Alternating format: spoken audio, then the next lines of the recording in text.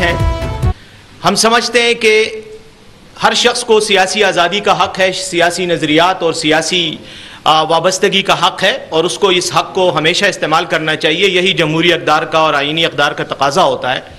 लेकिन जब आप अपने किसी स्टेटस को, जो आपको आपकी जो पेशावराना वाबस्तगी है उसके ज़मन में, उसके तनाज़ुर में आपको कोई स्टेटस मिला होता है, लेकिन उसको आप अपने पर्सनल सियासी वाबस्तगी के तनाज़ुर में इस्तेमाल करते हैं, तो वो काबिल मुज़म्मत भी होता है और मैं समझता हूँ कि गैर इखलाकी भी है।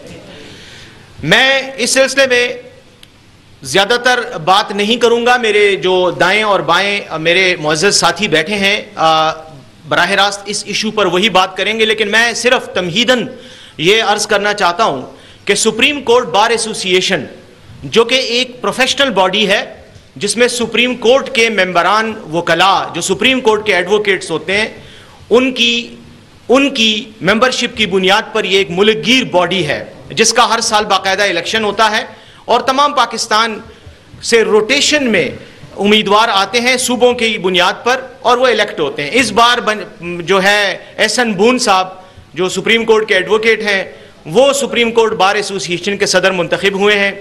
मैं ख़ुद सुप्रीम कोर्ट बार का मेंबर हूँ।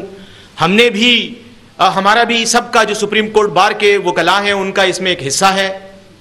लेकिन बदकिस्मती से गुज़श्ता चंद दिनों से देखा जा रहा है और देखने में आ रहा है कि वो बहुत ज़्यादा सरगर्मी के साथ एक मखसूस सियासी वाबस्तगी की वजह से सुप्रीम कोर्ट बार के एसोसिएशन के प्लेटफॉर्म को अपने ज़ाती सियासी मकासद और वाबस्तगी के लिए इस्तेमाल कर रहे हैं। मैं समझता हूँ कि यह पेशावराना उसूल ज़वाबित की भी सरीहन खिलाफ वर्जी है और साथ ही साथ ये एक गैर इखलाकी इक़दाम भी है। और उसकी वजह यह है कि आपको तमाम पाकिस्तान के वकला ने, सुप्रीम कोर्ट के वकला ने, मेंबरान ने, एडवोकेट्स ने अपना सदर मुंतखब किया है। आप किसी सियासी पार्टी के टिकट पर इलेक्ट नहीं हुए, आप एक वकील के तौर पर एक पेशावराना बॉडी के सदर ओहदेदार मुंतखब हुए हैं। आपके लिए यह इंतहाई मज़मूम हरकत है कि आप एक सियासी पार्टी से वाबस्तगी की वजह से या हमदर्दी की वजह से पूरी सुप्रीम कोर्ट बार के प्लेटफॉर्म को इस्तेमाल कर रहे हैं। आपको अगर शौक है आईनी मामलात में पार्टी बनने का, जरूर बने, बेशक बने, हमें कोई एतराज नहीं। लेकिन अगर आपने इन मौजूदा हालात में सुप्रीम कोर्ट में जारी मुकदमे में फरीक बनना था तो कोई आपको नहीं रोकता कि आप अपने जाती नाम से उसमें पिटीशन में पार्टी बने, आप अपने जाती नाम से अपने सियासी नजरियात के फरोग के लिए काम करें।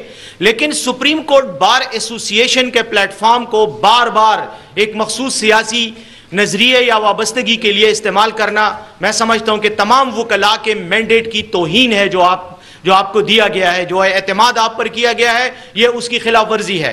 इसलिए इस प्लेटफॉर्म पर मैं अपने तमाम साथियों, जिनका सबका ताल्लुक हमारा इंसाफ लॉयर्स फोरम से है, ILF से है, मैं ज़ाती तौर पर भी बतौर एक सुप्रीम कोर्ट के वकील की हैसियत से, ना कि इतलात के जिम्मेदार की हैसियत से, मैं इसकी मजम्मत करता हूं।